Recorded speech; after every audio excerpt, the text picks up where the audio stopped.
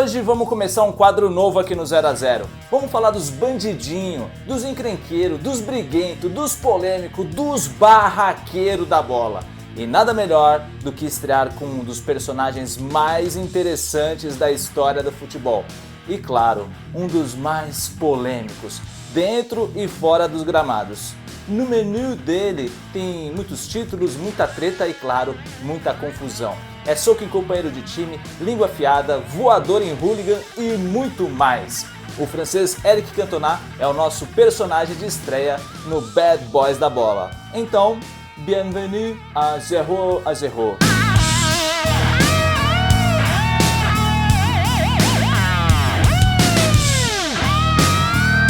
Nada melhor do que estrear esse quadro novo chamado Bad Boys da Bola com o cara que teve o apelido de Bad Boy. O francês Eric Cantona ficou marcado por sua habilidade, gols, por ajudar o Manchester United voltar a ser uma das grandes potências do futebol nos anos 90. Mas a carreira dele fica marcada por uma porrada de encrenca nas quais ele se meteu. Aliás, todo francês chamado Eric é meio louco, tá ligado? Eric Cantona, Eric Zemmour, Eric Jacquin. Cala sua boca! Eu sei, quando se fala o nome do Cantona, todo mundo lembra daquela famosa voadora no torcedor do Crystal Palace. Essa voadora é o ápice das polêmicas dele.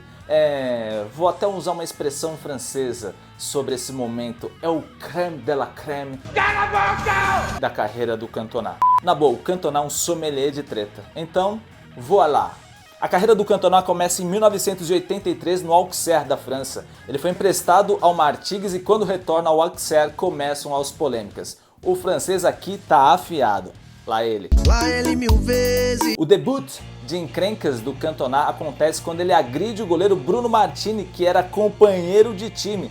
Deu um soco nele e a punição foi uma multa. Depois do batismo na carreira, as polêmicas não pararam por aí. Levou uma suspensão de 3 meses por fazer uma falta dura no zagueiro Michel Desarcarian do Nantes. A punição foi reduzida para 2 meses após o Auxerre ameaçar não cedê-lo para a seleção francesa. Aquela famosa chantagem. Sim, o Cantona já era convocado para a seleção. A primeira convocação, inclusive, foi em 1987 e foi na seleção que ele se envolveu em mais uma polêmica. Jogou merde no ventilador.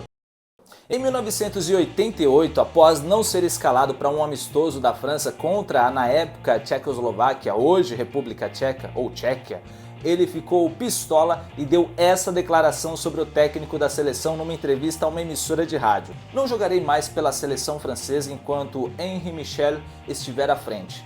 Não fale mais comigo sobre ele, eu não o conheço mais. Um dia serei tão forte que você terá que escolher entre ele e eu. Acabei de ler o que Mickey Rourke disse sobre o Oscar, que quem está no comando é um saco de merda. Não estou longe de pensar que Henri Michel também seja um. O técnico da França até tentou botar panos quentes na história, falou não é bem assim, quase, mas a Federação Francesa não deixou barato e o Cantona ficou de fora da seleção por cerca de 1 ano. Ele só retornaria a vestir a camisa da França com outro treinador, Michel Platini. Nessa época o Cantona já jogava pelo Olympique de Marselha, que era o seu time de coração. Detalhe, ele nasceu em Marselha. Nem mesmo o ambiente da cidade onde nasceu acalmou o coraçãozinho do Eric Cantona. Em um amistoso, após ser substituído, ele chutou a bola contra a torcida do próprio time, além de jogar sua camisa no gramado. O Olympique puniu o jovem craque com 1 mês de suspensão. Não, na boa, o Cantona teve mais suspensão que aluno briguento na época de escola. A diferença é que os pais dele não eram chamados, mas ficavam sabendo das confusões do filho. Aliás, todo mundo ficava sabendo. Diante do temperamento forte de Cantona, o Olympique empresta o jogador primeiro para o Bordeaux e depois para o Montpellier. E no Montpellier não faltou confusão. O Cantona chegou a jogar suas chuteiras no meio-campo Jean-Claude Lemont, companheiro de time. Isso criou um climão no vestiário do Montpellier, com alguns jogadores do elenco pedindo a demissão do Cantona do clube. Porém, outros atletas seguraram a onda e o francês no time. Sabendo dos problemas que o Cantona causava, o Olympique de Marselha o vende para outro Olympique, dessa vez o Nîmes Olympique, clube pequeno da França. Foi lá que o Cantona acertou de propósito uma bolada em um árbitro. Olha, se o Cantona fosse um trem, com certeza seria desgovernado. A gente ainda tá no início da carreira dele e o Cantona se meteu em confusão com o técnico, com o árbitro, com o adversário, companheiro de time. A carreira dele teve mais confusão que todas as edições do programa do Ratinho. Com essa atitude da bolada no árbitro, ele foi a julgamento e nesse julgamento suspenso por 4 jogos. E após ouvir a sentença, o Cantona foi no ouvido de cada membro do júri e disse, com muito afeto, com muito carinho, idiota, idiota. Agora em francês, idiota. Imediatamente a suspensão foi estendida para 2 meses. O Cantona não sabia se chamava um advogado ou se chamava um mecânico para resolver os problemas de suspensão dele. Com mais essa suspensão ele resolve se aposentar. Detalhe, ele tinha apenas 24 para 25 anos. E aí volta o Michel Platini para dar uns conselhos pro Cantona. O Platini, que ainda era técnico da seleção francesa, meteu o CPM 22 e falou: chegou a hora de recomeçar. Que tal outro país, sei lá, Inglaterra? O próprio Platini tentou fazer a ponte para esse reinício de carreira do Cantona. Foi no Liverpool falar com o técnico dos Reds, o escocês Graham Souness, para indicar o Cantona para o clube. O Platini chegou na moral e falou: man, tem um jogador perfeito para você. É um rapaz com uns probleminha lá na França, parafuso solto, despirocado, mas joga muito. O nome dele é Eric Cantona. E aí o técnico do Liverpool agradeceu a indicação, mas recusou. O Souness diz que já tinha incêndio demais para apagar no Liverpool e que não precisava de mais um jogador problemático. Após a recusa do Liverpool, Cantona fez testes no Sheffield Wednesday, porém acabou caindo fora após a demora do clube em resolver a situação. Porém, o futuro ainda seria em solo inglês, mais precisamente no Leeds United. O Cantona chega no clube em fevereiro de 1992 e participa da conquista do 3º título inglês da história do Leeds, que não levantava um caneco do campeonato nacional desde a temporada 73-74. Ainda com a camisa do Leeds, o Cantona foi protagonista do título da Supercopa da Inglaterra quando fez um hat-trick na vitória de seu time por 4-3 contra o Liverpool. É, o mesmo Liverpool que não o quis. Bom, campeão no Leeds, querido pela torcida, o Cantona estava em paz, certo? Bom, haviam rumores de que o Cantona, no mínimo, flertava com as esposas dos seus companheiros de time. E isso caiu na imprensa inglesa. Diziam que ele era um fura-olho, muito antes do Mauro Icardi e do John Terry. O caso que ganhou a manchete dos tabloides ingleses foi que o craque francês teria um affair com a atriz Leslie Ash, esposa do atacante Lee Chapman, companheiro de ataque do Leeds. Que clima bom para trabalhar, hein? Dizem que o atacante ataca, né? Bom, esse foi o boato que surgiu na época. A Leslie Ash já desmentiu essa hipótese sobre esse possível affair com o Cantona. Já o Cantona disse que sua saída do Leeds foi por causa do relacionamento ruim com o técnico do time, Howard Wilkinson, que também não achava o Cantona tão importante assim para o funcionamento do time. Além do boato de ser fura-olho, o Cantona começou a trocar umas farpas publicamente com a diretoria do Leeds. O Cantona ainda comparou sua relação com o clube com um relacionamento. Lá vem ele, abre aspas. É como uma mulher. Às vezes você não consegue encontrar o amor, às vezes você consegue, mas ainda não está certo. Você quer mais, quer dar, quer receber. Não tenho certeza de estar com uma mulher que seja como alguns dos presidentes que conheci. Fecha aspas. No fim de 92, o diretor do Leeds ligou para o diretor do Manchester United para ver a possibilidade de contratar o defensor Dennis Irvine. Aí o diretor do Manchester falou, no way! O diretor do Leeds insistiu, troca uma ideia com o Ferguson, vê lá com ele. Passaram-se algumas horas, o diretor do United oferece um jogador que não interessa o Leeds. E do Neida, esse diretor do United pergunta, véi, e o Cantona? Aí foi a vez do Bill Forderby, dirigente do Leeds, dizer, no way, mas eu posso falar com o técnico. Passou um tempinho, nova ligação entre os dirigentes e dessa vez a questão era o preço do Eric Cantona. O Leeds queria a princípio 1.600.000 libras, porém o United queria pagar só 1 milhão. O diretor do Leeds falou que não poderia vender o seu atacante por menos de 1.200.000 libras. Do lado do Manchester, o dirigente insistiu em pagar 1 milhão de libras. Nisso, a resposta que ouviu do outro lado foi, eu posso dizer que foi vendido por 1.200.000 libras? O diretor do Manchester disse, você pode falar o que quiser. Até na negociação do Cantona houve polêmica, ou seriam valores sonegados. A ida do Cantona para o Manchester United representou um ressurgimento do clube que não tinha dias de glórias desde os anos 60. Após 26 anos, os Red Devils voltaram a levantar um troféu do campeonato inglês. Aliás, foi o primeiro título da era Premier League. Com o Cantona no time foram 4 conquistas, além de 2 Copas da Inglaterra e 3 Supercopas. Isso sem contar a continuação da dinastia da camisa 7 do clube, que começou nos anos 60 com outro bad boy da bola, o George Best. Mas nem a porrada de troféus que levantou no Manchester United durante 4 anos e meio impediu o Cantona de se livrar das confusões. Inúmeras expulsões por reclamações, cusparada no torcedor do Leeds e uma prisão após uma briga em um bar. Pois é, ele foi preso, algemado e mesmo assim conseguiu se soltar, e o que ele fez? Foi na padaria pedir um croissant? Um petit gâteau? Nada disso. Ele deu um soco no policial. Se é pra se meter em encrenca, o Cantona é PhD. Mas o auge, o cume, o apogeu foi o dia 25 de janeiro de 1995. Em um jogo contra o Crystal Palace, o camisa 7 do Manchester United foi expulso depois de acertar um chute no zagueiro adversário, Richard Shaw. Aí, quando o cara é expulso, o que ele faz? Vai pro vestiário, né? Então, era o que ele estava fazendo. Caminhando tranquilamente, tentando esfriar sua cabeça até o vestiário, até que um torcedor do Crystal Palace provocou o Cantona. Mas o que o tal torcedor disse para provocar a ira do Cantona? Achei uma matéria do Marca da Espanha que o tal torcedor teria dito: volte pra Espanha com a puta da sua mãe, seu bastardo. Ó, na boa, quem viveu a época de escola tá ligado.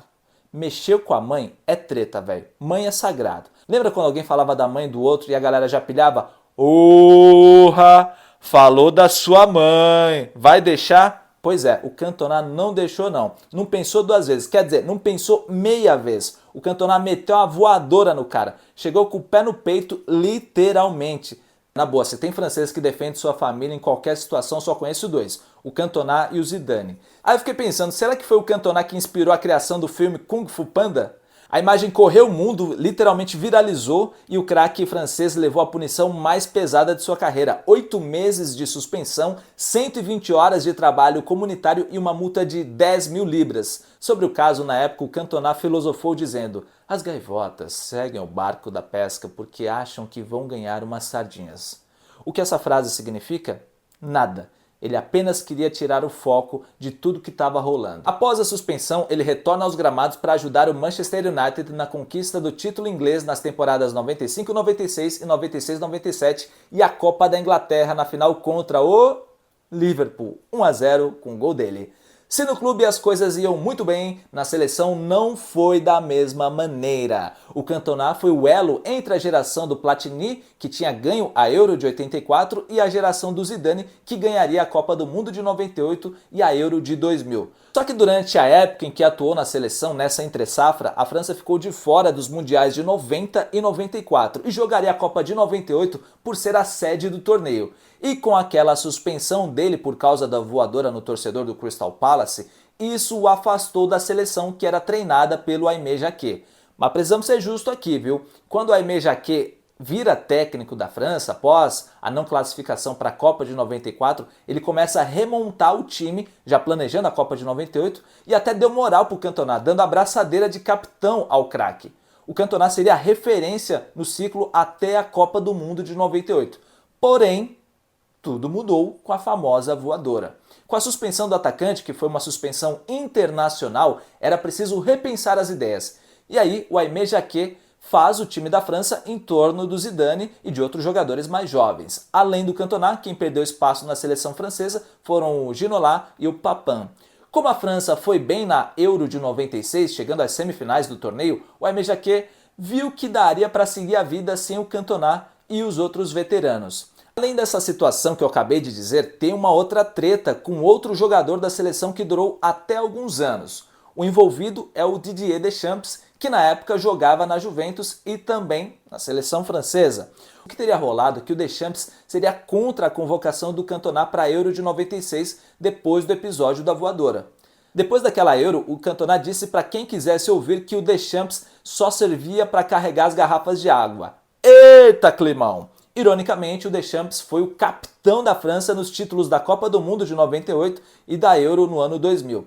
Sabendo que o seu ciclo na seleção havia terminado e sem chances de jogar a Copa de 98, o Cantona resolve encerrar a carreira em 97, aos 30 anos. Agora, imagina como é que seria a França com Cantona e Zidane juntos na Copa de 98.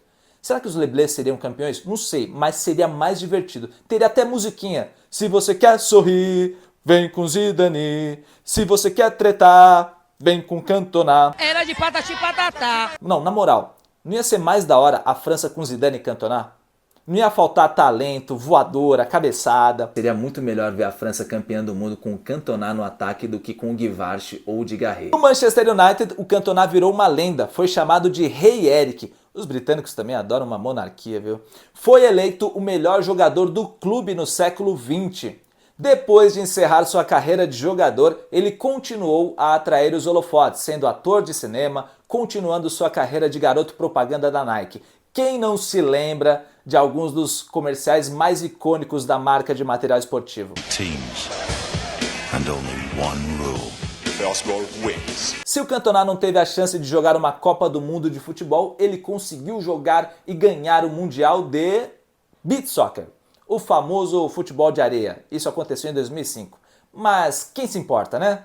Esse programa aqui é para contar as tretas, as confusão, os barracos. Sou quase um fofoqueiro aqui, praticamente um Léo Dias do caos. O que é uma redundância, né, gente? Essa é a minha imitação de Léo Dias. Lembra que eu falei agora há pouco da treta do Cantona com o Deschamps? Então, ela continuou após os dois encerrarem suas carreiras de jogadores de futebol. O Deschamps virou técnico da seleção francesa e em 2016 convocou os jogadores para a Euro daquele ano.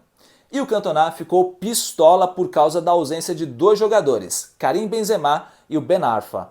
Inclusive, o Cantona insinuou numa entrevista ao The Guardian que a ausência dos dois fosse por motivos da origem africana de ambos. A confusão foi tanta que o Deschamps processou o Cantona por difamação. Esse processo foi rejeitado em 2021 pela justiça francesa. Então, para fechar esse episódio, esse programa, ou o que você quiser chamar isso, vamos a algumas frases polêmicas ditas por Eric Cantona. 1. Tenho muitos bons momentos, mas o meu favorito foi quando chutei o hooligan. 2. Perguntado certa vez quem era o melhor jogador francês da história, se seria Platini ou se seria Zidane, sem pestanejar, Cantona respondeu: nenhum, sou eu. Como é que estamos de autoestima, hein? 3. Depois do treino no céu, George Best, na ponta direita, conquistou a admiração de Deus, que jogava de lateral esquerdo. Gostaria que ele reservasse uma vaga para eu jogar em seu time. Quero dizer, George Best, não Deus. 4. Se você tem apenas uma paixão na vida, o futebol, e a pratica excluindo todo o resto de sua vida, isso se torna muito perigoso. Quando você para de fazer essa atividade, é como morrer. A morte dessa atividade é a morte em si. 5. Não quero nada escrito na minha lápide. Gostaria de deixar uma imagem de mistério. E diz aí, curtiu esse programa? Então, se você chegou até aqui, dá uma moral, deixa o like, comenta quem você quer que a gente faça um especial, um bad boy da bola só pra ele. Qual o jogador que você acredita que renderia um episódio? Ah, tá chegando agora? Se inscreve aqui no 0 a 0, beleza? Até a próxima!